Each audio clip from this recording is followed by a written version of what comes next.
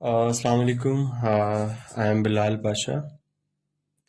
As you already know, I am from 47th Common. आज का जो हमारा टॉपिक है, मैं अक्सर सीएसएस की तैयारी में जो मुझे सबसे मुश्किल टॉपिक लगता था और मुझे कभी भी समझ नहीं आती थी कि वो क्या है, that is Marbury versus Madison case. अच्छा, अब ये टॉपिक पर्टिकुलरली तो आपकी यूएस हिस्ट्री से रिलेटेड है, लेकिन यूएस हिस्ट्री से अलावा आप इसको और भी काफ़ी जगह पे यूज़ कर सकते हैं, बिकॉज इस टॉपिक से जो हम अपना एक मेन थीम निकालेंगे वो है जुडिशियल रिव्यू का। तो हम ये भी देखते हैं कि जुडिशियल रिव्यू क्या होता है, कैसे यूज़ होता है, और जुडिशियल रिव्यू कैसे मिला, सिस्टम में कैसे आया। इस केस को समझने से पहले इसका बैकग्राउंड समझते हैं। इसके बैकग्राउंड में पहले हम देखते हैं मरबरी कौन है, फिर हम देखते हैं मेडिसन कौन है। तो इस केस में जो मरबरी था वो एक जज था, और जो मेडिसन सेक्रेटरी ऑफ स्टेट था यूएस का। और ये जो केस सुना जा रहा था वो जॉन मार्शल, सुप्रीम कोर्ट का उनका सबसे चीफ जज था। यूनाइटेड स्टेट्स की जो सुप्रीम कोर्ट थी उसका जो चीफ जज था वो जॉन मार्शल था। जॉन मार्शल की कोर्ट में ये केस था। अब ये केस बड़ा मज़ेदार है। इस केस को समझने से पहले इसका हम बैकग्राउंड देखते हैं। आपने देखना है कि यूनाइटेड स्टेट्स ऑफ अमेरिका में जो 1800 है साल, वो बहुत इम्पोर्टेंट का साल था। इसकी इम्पोर्टेंस का अंदाज़ा जो बच्चे जिन्होंने मुझसे यूएस हिस्ट्री पढ़ी थी नो कि इसको अगर हम 4 पे डिवाइड करें तो 4 4s आर 16, बाकी बचे 2 0, 4 5s आर 20, कुछ नहीं बचा, 0 ऊपर चलेगी, 450। इसका मतलब है कि 1800 4 पे पूरा पूरा डिवाइड होता है, रिमाइंडर बाकी 0 बचता है। तो इसका मतलब है कि 1800 क्यों इम्पोर्टेंट है, बिकॉज 1800 में प्रेसिडेंशियल इलेक्शन हुए थे। अब ये जो 1800 के प्रेसिडेंशियल इलेक्शन है ये अगेन बहुत ज़्यादा इम्पोर्टेंट थे, बिकॉज वर्ल्ड हिस्ट्री ने पहली दफ़ा ये देखा कि 1800 के इलेक्शन से पहले जो गवर्नमेंट थी, जो पार्टी थी अमेरिकन सिस्टम में, वो फेडरलिस्ट पार्टी थी। और दुनिया ने पहली दफ़ा देखा कि एक पॉलिटिकल पार्टी से दूसरी पॉलिटिकल पार्टी जो कि एंटी फेडरलिस्ट थी उसके में पावर्स ट्रांसफ़र हुई। और दुनिया ने पहली दफ़ा ये देखा कि ये पावर्स, जो ट्रांसफ़र ऑफ पावर था, ये थारोली पीसफुल था। अब यहाँ पे इतनी डिबेट करने के बाद आपने अगली बात ये समझनी है कि जब फेडरलिस्ट पार्टी से एंटी फेडरलिस्ट पार्टी में ट्रांसफ़र हुआ पावर का, तो फेडरलिस्ट पार्टी ने जाते जाते चीज़ों को अपने कंट्रोल में रखने के लिए एक काम किया। वो काम ये किया, अब एक बात थोड़ी सी और देख लें कि फेडरलिस्ट पार्टी में जो स्टार्ट में अमेरिकन का पहला प्रेसिडेंट था जॉर्ज वाशिंगटन, उसने 8 साल सर्व किया था। और जो दूसरा प्रेसिडेंट था जॉन एडम, उसने 4 साल सर्व किया था। इनका जब फेडरलिस्ट रजीम ख़त्म हुआ तो जो third American president Thomas Jefferson आया, उसका रजीम जो है वो शुरू हुआ।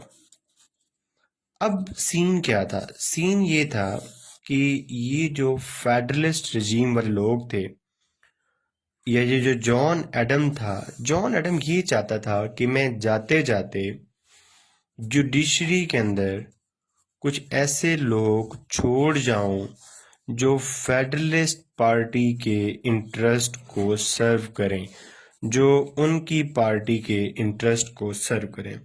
इस बात को इस तरह समझ लें कि फॉर इंस्टेंस फ़र्ज़ कर लो कि अगर एक गवर्नमेंट से PMLN से गवर्नमेंट शिफ्ट हो रही है PPP में, तो पीएमएलएन कुछ ऐसी ट्राई करे कि वो कुछ ऐसी अपॉइंटमेंट्स करके जाए कि वो अपॉइंटमेंट जो हैं वो जब पीपीपी की गवर्नमेंट आ जाए उनकी अपॉइंटमेंट्स को सर्व कर सके। ये हिपोथेटिकल मिसाल है, कोई भी पार्टी है, मैं किसी भी पार्टी के साथ नहीं हूं। To cut the long story short, यहाँ पे फेडरलिस्ट रजीम जिसकी गवर्नमेंट 1800 के इलेक्शन में ख़त्म हुई और एंटी फेडरलिस्ट रजीम आया, ये कोशिश कर रहे थे कि यहाँ पे ये कुछ ऐसी जुडिशरी के अंदर अपॉइंटमेंट्स कर सकें जो फेडरलिस्ट पार्टी के इंटरेस्ट को सर्व कर सकें। Fine with it. तो यहाँ पे ये हुआ कि जॉन एडम ने रातों रात कुछ ऑर्डर्स निकाले और इसने रातों रात कुछ न्यू जजेस इंट्रोड्यूस करवाए और उन जजेस को कमीशन दिया कि आप लोग अपनी अपनी पोजीशन संभाल लो। वो कमीशन क्योंकि यूएस के अंदर ये एक रूल है कि प्रेसिडेंट जो भी अपॉइंटमेंट करेगा, जब तक वो अपॉइंटमेंट सेनेट से पास नहीं होगी वो अपॉइंटमेंट अप्रूव नहीं होगी। सेनेट ने भी वो अपॉइंटमेंट पास कर दी। अब सीन ये था कि वो जो कमीशन थे, जिन लोगों को अपॉइंट करना था वो उनको मिलने थे। रातों रात कमीशन मिल गए, लेकिन कुछ लोग ऐसे थे जिनको वो कमीशन ट्रांसफर नहीं हो सके, जिनमें जो एक बंदा जिसको कमीशन नहीं मिल सका वो मरबरी था, जिसको जस्टिस ऑफ पीस लगाया था। किसने? जॉन एडम ने। Fine with it.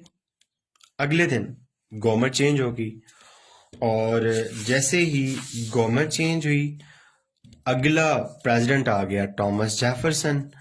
अब थॉमस जेफरसन ने अपना सेक्रेटरी बनाया किसको?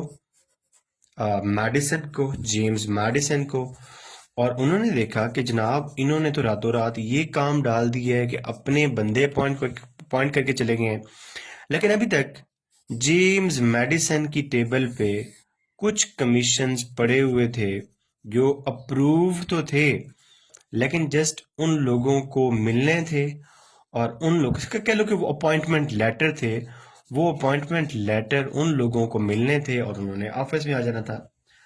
अब ये लोग कभी भी नहीं चाहेंगे, एंटी फेडरलिस्ट वाले कभी भी नहीं चाहेंगे कि वो कमीशन उन लोगों को दें, ये कमीशन उन लोगों को दें जो लोग क्या करें, जो बाद में फेडरलिस्ट हैं और हमारी गवर्नमेंट के अंदर मसाइल क्रिएट करें। तो यहाँ पे सेक्रेटरी ने क्या कहा? उसने जेम्स मैडिसन को, सेक्रेटरी जेम्स मैडिसन था। जेम्स मैडिसन ने मरबरी को कमीशन देने से इनकार कर दिया। आई होप यहां तक तुम लोगों को क्लियर होगा। अब यहां पे आप अगली बात ये देखो कि मरबरी ने क्या किया? मरबरी ने केस कर दिया अगेंस्ट जेम्स मैडिसन जो कि सेक्रेटरी ऑफ स्टेट था। इसलिए इस केस को कहते हैं मरबरी वर्सेस मैडिसन केस। अब इस केस में था क्या? अगली बात बड़ी इंपॉर्टेंट है। इस केस में ये था कि मैडिसन ने ये प्ली ली सुप्रीम कोर्ट को, जॉन मार्शल को, ये कहा कि तुम मरबरी को, ये उल्ट हो गया अगेन। मरबरी ने जॉन मार्शल से ये कहा कि तुम मैडिसन को कहो कि वो जो कमीशन मेरे हक में मुझे ऑलमोस्ट मिल गया था वो कमीशन मुझे दो, ताकि मैं अपनी जॉब को कंटिन्यू कर सकूं, ताकि मुझे मेरी जॉब जो है ना वो मिल सके और मैं ऑफिस को संभाल सकूं। अब यहाँ पे अगली बात इससे भी इंटरेस्टिंग है, वो आपने समझनी है। अगला सीन ये था कि जॉन मार्शल जो था, जो कि जज था, जॉन मार्शल के उस टाइम जो प्रेसिडेंट बना था थॉमस जेफरसन, उसके साथ शदीद किस्म के इख्तलाफात थे। बिकॉज मार्शल जो है वो फेडरलिस्ट था और थॉमस जेफरसन एंटी फेडरलिस्ट था। अब ये जो टाइम पीरियड है ये जॉन मार्शल की कोर्ट के लिए बहुत टफ टाइम पीरियड था। बिकॉज अब सीन समझो ना, सीन ये है कि अपॉइंटमेंट मरबरी की कौन करके गया? अपॉइंटमेंट मरबरी की करके गया जॉन एडम। अब जॉन एडम फेडरलिस्ट रजीम से था और उनका रजीम तो ख़त्म हो गया और उन्होंने ये अपॉइंटमेंट्स रातों रात की थी कि ताकि इनके रजीम के बाद इनकी से इन रहे। जॉन एडम तो हो गया रिटायर मतलब सॉरी, इसका टेन्योर ख़त्म हो गया। उसकी जगह पे आ गया थॉमस जेफरसन। अब थॉमस जेफरसन ऐसी कोई पोस्टिंग क्यों करेगा जो बाद में उसको लगेगा कि मेरे एंटी फेडरलिस्ट जो ओरिएंटेशन के अगेंस्ट हो, इसलिए वो कभी भी नहीं करेगा मरबरी की पोस्टिंग। मरबरी जो कि फेडरलिस्ट था, इसलिए मरबरी ने केस कर दिया कहाँ पे? मार्शल की कोर्ट में। किसके अगेंस्ट? मेडिसन के अगेंस्ट, कि मुझे वो जो मेरे पोस्टिंग ऑर्डर्स डिले पड़े हुए हैं वो मिलने चाहिए। और उसने प्ली ये ली कि मार्शल जो है वो क्या करे, वो एक रिट ऑफ मैंडेमस डायरेक्ट करे। अब रिट ऑफ मैंडेमस को पहले समझो। रिट ऑफ मैंडेमस कुछ भी नहीं है, सिंपली समझ लो कि रिट ऑफ मैंडेमस निकली है मैंडेटरी से। मैंडेटरी से कि जो हमारी जुडिशरी है, अगर जुडिशरी को कोई चीज़ ऐसी लगे कि एग्जेक्टिव को वो कह सके कि ये काम तुम लाजमी करो और वो ऑर्डर्स दे जुडिशरी जब एग्जेक्टिव को कि ये काम ज़रूरी है, तुमने लाजमी करना है, उसको कहते हैं रिट ऑफ मैंडेमस। तो अब इसको समझो। असल में जो मरबरी है, मरबरी क्या कह रहा है? मरबरी सुप्रीम कोर्ट में जॉन मार्शल को ये कह रहा है कि तुम क्या करो, तुम एक रिट ऑफ मैंडेमस जारी करो। किसके अगेंस्ट? वर्सेस मेडिसन के अगेंस्ट। ओके, और मेडिसन को क्या कहो? मेडिसन को ये कहो कि वो जो तुम्हारे पास पड़े हुए हैं मेरे ऑर्डर्स, मेरा कमीशन, वो मुझे दो। असल में बात पता सारी क्या है? इशू है सारा नौकरी का। ठीक है ना? तुम लोगों ने परेशान नहीं होना कि तुम लोगों की अभी नौकरियां नहीं हो रही। देखो नौकरी के इश्यूज कब से किस जमाने से चल रहे हैं। अच्छा, मैंने तुम्हें यहाँ तक बताया और पीछे मैंने तुम्हें ये भी बता दिया कि जॉन मार्शल के लिए ये बहुत टेक्निकल टाइम था, क्योंकि जॉन मार्शल की यहाँ पे उस टाइम का जो प्रेसिडेंट था थॉमस जेफरसन, उससे बिल्कुल भी नहीं बनती थी। अब जॉन मार्शल क्या करे? तुम खुद सोचो, जॉन मार्शल यहाँ पे क्या करे? जॉन मार्शल के पास दो ऑप्शन है। जॉन मार्शल एक तो ये करे कि कहे कि हाँ भाई ये काम तुम करो रिट ऑफ मैंडेमस के जरिए, सेक्रेटरी को कहे कि इसको कमीशन दो।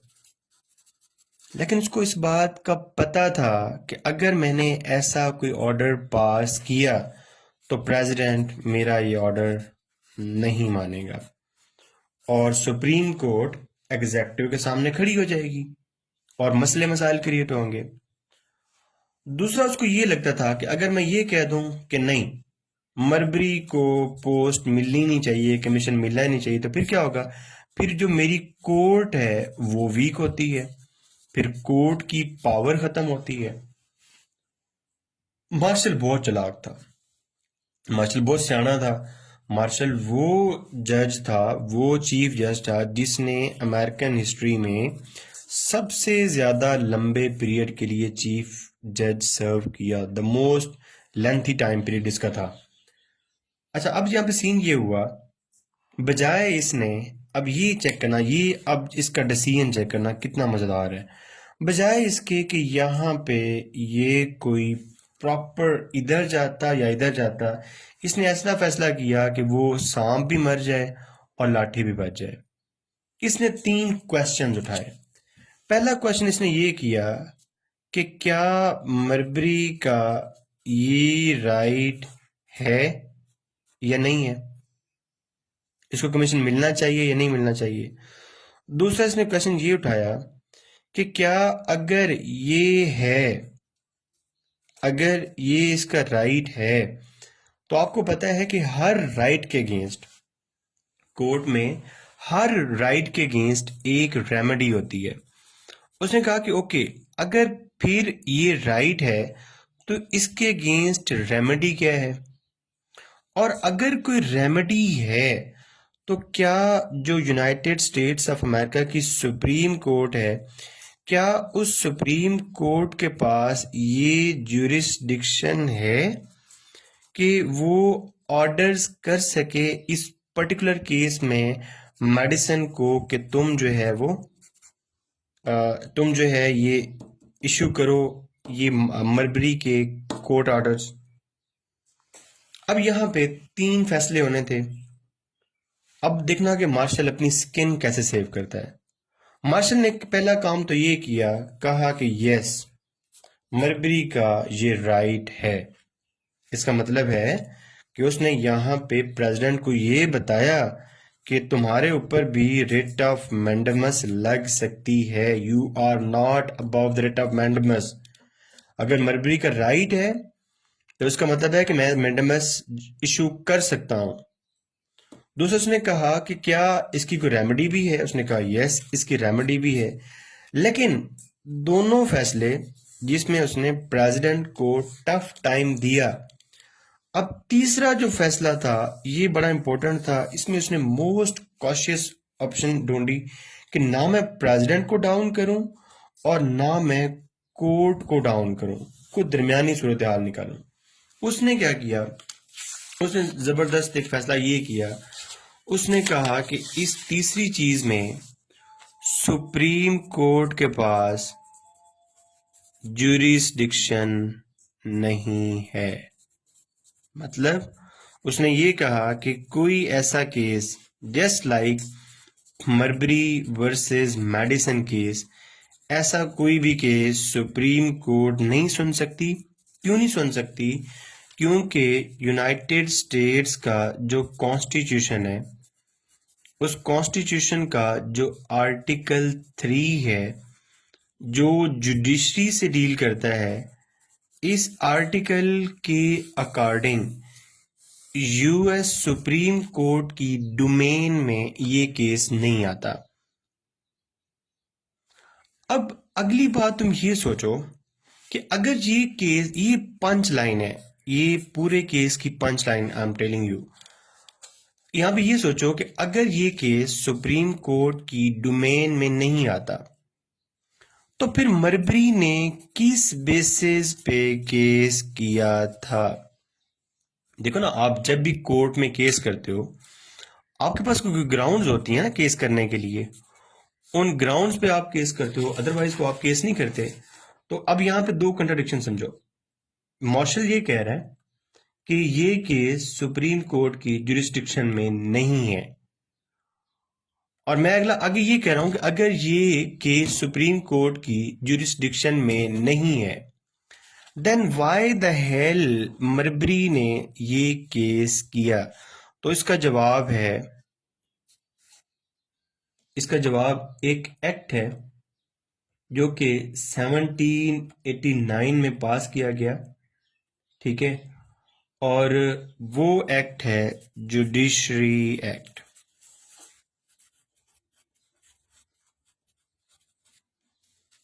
ये एक्ट 1789 में पास किया गया था। और एक्ट कौन पास करता है? एक्ट पास करता है आपका कांग्रेस। अब कांग्रेस में यूएस का upper house, house of representative, sorry senate, और यूएस का lower house, house of representative, ये दोनों मिला के बनाते हैं कांग्रेस। अब जितनी भी लॉ मेकिंग होती है, लॉ मेकिंग करती है लेजिस्लेचर। अब लेजिस्लेचर ने ये जुडिशरी एक्ट ऑफ 1789 पास किया था और इस एक्ट ने सुप्रीम कोर्ट को ऐसी पावर्स दी थी जिन पावर्स के अंदर वो मरबरी वर्सेस मेडिसन जैसा केस सुन सकता था। आई रिपीट, मैं ये कह रहा हूं कि अगर उसने जॉन मार्शल ने ये कहा कि सुप्रीम कोर्ट ऐसा कोई भी केस नहीं सुन सकता बिकॉज ये सुप्रीम कोर्ट के आर्टिकल 3 के जुरिस्डिक्शन में नहीं आता, सुप्रीम कोर्ट की यहाँ जुरिस्डिक्शन नहीं है। अगला मैंने सवाल ये किया कि अगर ऐसा है तो फिर मरबरी के पास ग्राउंड्स क्या थी, तो उसका जवाब मैंने ये दिया कि मरबरी के पास ये ग्राउंड्स थी कि 1789 में कांग्रेस ने एक एक्ट पास किया था, एक लॉ पास किया था। उस लॉ ने सुप्रीम कोर्ट को कुछ ऐसी पावर्स दी थी जिनमें वो इस किस्म के केसेस को सुन सकता था जो कि मरबरी वर्सेस मैडिसन का था। इसका मतलब ये हुआ कि ये जो एक्ट पास हुआ था, ये जो जुडिशरी एक्ट कांग्रेस ने पास किया था, इसका मतलब है कि ये एक्ट जो कॉन्स्टिट्यूशन है उसके अगेंस्ट था या उसकी टर्म्स को वायलेट कर रहा था। इसलिए यहाँ पे जो जज मार्शल था उसने क्या किया, जज मार्शल ने जिस ग्राउंड्स पे 1789 के एक्ट की ग्राउंड पे मरबरी केस कर रहा था, उसने कहा कि मैं इस एक्ट का जुडिशियल रिव्यू कर रहा हूं और जुडिशियल रिव्यू करके इसने इस एक्ट को कर दिया जुडिशली वीटो कि ये एक्ट कॉन्स्टिट्यूशन की टर्म्स को वायलेट कर रहा है, ये एक्ट कॉन्स्टिट्यूशन से आगे जा रहा है। इसका मतलब है उसने ये कहा कि अगर आपके पास एक स्टैचूट हो, एक एक्ट ऑफ पार्लियामेंट हो, मतलब एक लॉ पास हुआ हो और एक लॉ पास हुआ हो कांग्रेस से और एक आपके पास कॉन्स्टिट्यूशन हो, तो अगर आपके पास कॉन्स्टिट्यूशन और एक्ट हो तो जो प्राइमेसी है वो हमेशा मिलती है कॉन्स्टिट्यूशन को, because constitution is the supreme law of the land. तो अब यहाँ पे इस सारी गेम के अकॉर्डिंग जो 1789 का एक्ट था वो कॉन्स्टिट्यूशन की ओरिजिनल जो मैंडेट है वो एक्ट कॉन्स्टिट्यूशन के ओरिजिनल मैंडेट को वायलेट कर रहा था। इसलिए यहाँ पे उन्होंने ये प्ली ली, मार्शल ने ये प्ली ली कि ये जो 1789 का एक्ट है वो क्या है, उसने उसको जुडिशली वीटो किया। अब यहाँ पे मुझे ये बताओ कि ये जो एक्ट ऑफ पार्लियामेंट था, अब इस एक्ट ऑफ पार्लियामेंट को किसने वीटो किया?